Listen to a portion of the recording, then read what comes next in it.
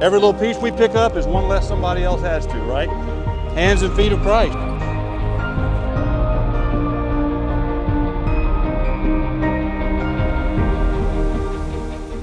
Hello again, everyone. I'm Todd Rossnagel, Director of Communications for the Louisiana Conference. Thanks so much for joining us. We have two items to pass along to you regarding the recovery in Southwest Louisiana from Hurricane Laura. The first item is really a news item, and we're going to talk about it in just a moment, that the children's home in Southwest Louisiana will now be used in the future to house volunteers. We're very excited about this, very excited for how this happened and what that means going forward for the recovery with Hurricane Laura. We're going to be joined by Reverend Elaine Burley and Rick Wheat, CEO of the Methodist Children's Home, in just a moment to talk about that. And we also have news of another workday. No registration is required. This is going to be Saturday, October 10th, right outside of Lake Charles at Moss Bluff United Methodist Church. We'll talk about that as well with Reverend Elaine Burley. Elaine, Rick, thank you so very much for joining us. Welcome in. First question is to you, Rick. The Methodist Children's Home is going to be used to house volunteers. This is a really fantastic development. I guess the first question is, how did this come about? How did you decide, or how did we decide? Walk us through how this happened and why it's now being used to house volunteers. Okay, Todd, thank you.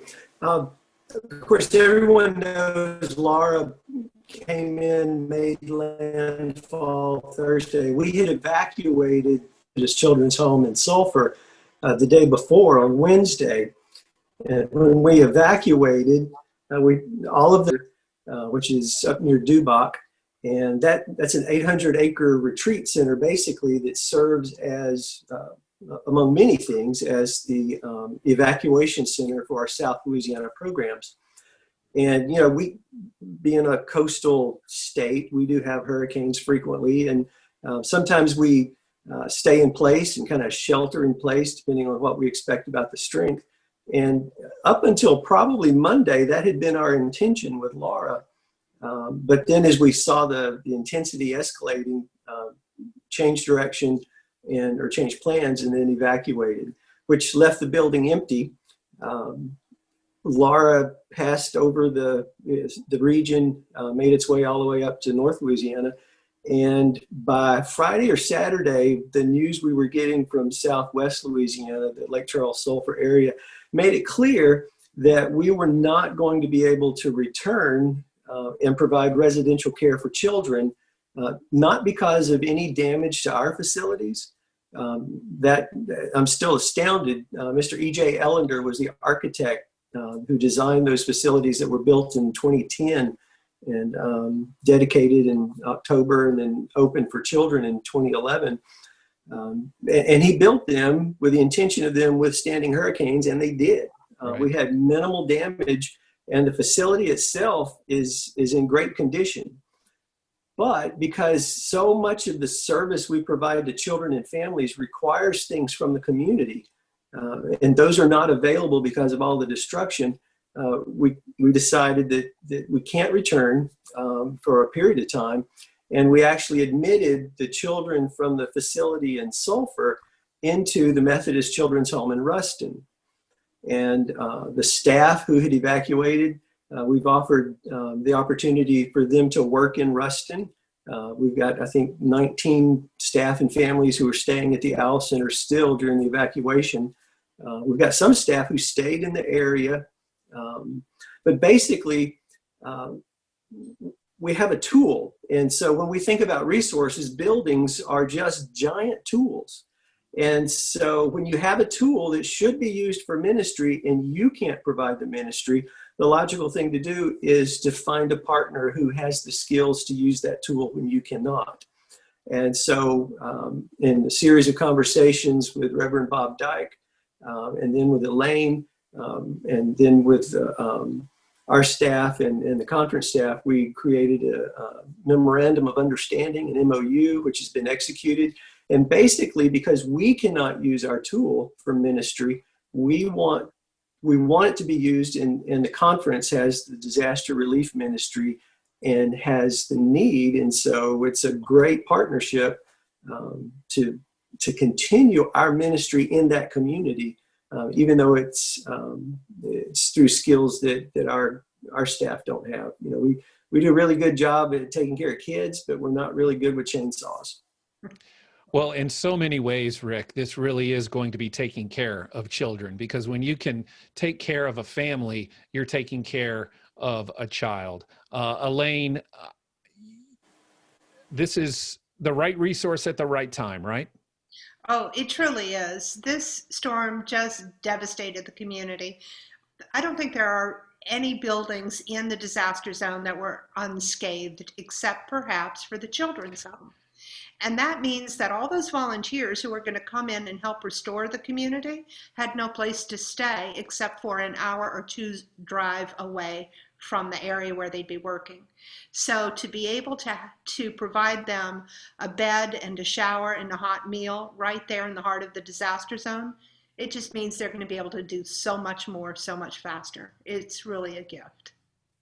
Rick, I can't help but think about all of the healing that happened inside the children's home there in Southwest Louisiana. And yet here, this home, this building, if those walls could talk, right? The lessons that they can share. You know, we often use the phrase, the building has some good bones to it, right? I mean, there's that structure, and we talked about how it was able to stand firm in the midst of a storm. There's just really so many different levels to this story, right? There are. I think the one thing everybody needs to know is we're going back to that facility in terms of residential care. The Department of Health and Hospitals worked with us very quickly to inactivate our license, which was an important step to allow us to use the facility for other purposes. But our intent is always to use our resources for ministry. You know, our mission compels us. You know, we guide children and families home to experience God's love by following the teachings of Christ. And through the years, our concept about our location of ministry, I think, has changed at the children's home. It was easy when we had,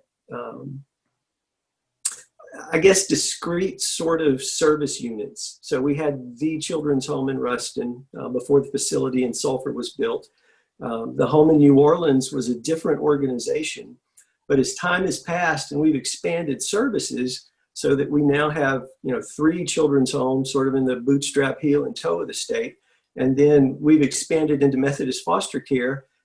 Across the state, we're providing therapeutic foster care for about 130 kids today. We think of the state of Louisiana as the recipient of our ministry. And so the spirit of service and ministry that our staff are committed to and dedicated to. And this has been a hard year. Even before Laura, this had been a year of devastation in terms of social relationships, in terms of, the use of resources, in terms of the economy. There was nothing positive about any of that. But our staff, through all of that, have intentionally been right on the edge, as always, providing care. And so our intention is to quickly return as soon as the community can support the services that we can provide in terms of residential care. And basically there's 3 categories, I guess, of requirements. The first is just basic utilities. Electricity was restored, I think, last Monday, and it's stable. I think we're still boiling water in the facility. I wouldn't drink the water. And then, propane and diesel and fuels like that have been easy to obtain. And we've kind of crossed that line for the first category of need from the community. Well, the second category are all the community service supports. So school, medical care. A lot of the medical facilities are not available to us. And some of the like emergency response, We really, when we need that, you need it. And right now there's so much distracting and requiring other attention. And then finally, and this one is key, is our staff have to be able to be home. And they can't right now because of the disruption. And so our ability to reopen for residential care in Southeast or Southwest Louisiana is really a function of how quickly the community recovers. And so this partnership with the annual conference and the disaster recovery ministry, I think is a key expression of our desire to get back and our desire to support the community in ways that really do matter. Rick, thank you so much for joining us. We really appreciate it. Thank you, Todd. Thank you, Elaine. And Elaine, I wanted to finish up with you. We have had so much success with these work days. Those who have come for the work days have just left just excited to be able to help the community. And I think, we've heard so many things. There's no registration required, right? You just have to be over the age of 18, bring along your closed-toed shoes and boots and long pants and sunscreen and ice chest. You do have to kind of come prepared, but this is another work day. It's going to be Saturday, October 10th at Moss Bluff United Methodist Church. Tell the folks at home, invite them, if you will, to these work days. Oh, sure, Todd. Like you said, these work days are just amazing. We have had a lot of our early response teams, our highly trained people who are equipped to go in and remove fallen trees and tarp roofs. But there is a big opportunity for people who haven't had that training to come in and help the community recover from the storm. And October 10th is another opportunity for that. We'll meet at Moss Bluff at 8:30. And we'll fan out into the community. We'll assign different tasks based on a particular group skills. And if you are skilled at tarping a roof, we're going to put you up there helping people who've got still leaks in their roofs that are destroying their property inside. Maybe it's just going to be debris removal. And it might even just be listening to the homeowner who needs someone to hear their pain. But whatever it is you end up doing, you're going to be changing lives. And this is what United Methodists do so well. We want to help, and we are trying to provide that opportunity for our folks to help the people who are hurting. And you've been watching or viewing some of the photographs from some of our previous work days. Previous work days were held in Lake Charles. This particular work day that we just came off of is from DeRitter, which is north of Moss Bluff, just due north from Moss Bluff United Methodist Church. So many were there, and I, if I could just mention, if you get a chance to listen to the latest Louisiana Now podcast, we visited with one of the homeowners. We visited with some of the volunteers, some of the students at LSU's Wesley Foundation, why they decided to come. And we also visited with Kathy Gilbert, a reporter from United Methodist News, and Mike DuBose, a photographer from United Methodist News. So if you get a chance, go and listen to that podcast. Gives you a good idea, a good flavor, if you will, of what these work days are like. Again, Saturday, October 10th at Moss Bluff United Methodist Church, and it begins at 8:30 in the morning. And Elaine, I know we're going to have details on our website, but they will have accommodations the night before if they'd like to have those accommodations, correct? Yeah, that's right. We have some rooms available at the Methodist Children's Home. So keep your eye on the website. There will be instructions on how to register for those rooms. And that means that you will be getting a good night's sleep and ready to roll at 8:30 at Moss Bluff. Elaine, thank you so very much. Rick, I know you're still on. Thank you so much to both of you for carving time out of your day to talk to us. We really appreciate both of you and all that you do for the Louisiana Conference of the United Methodist Church.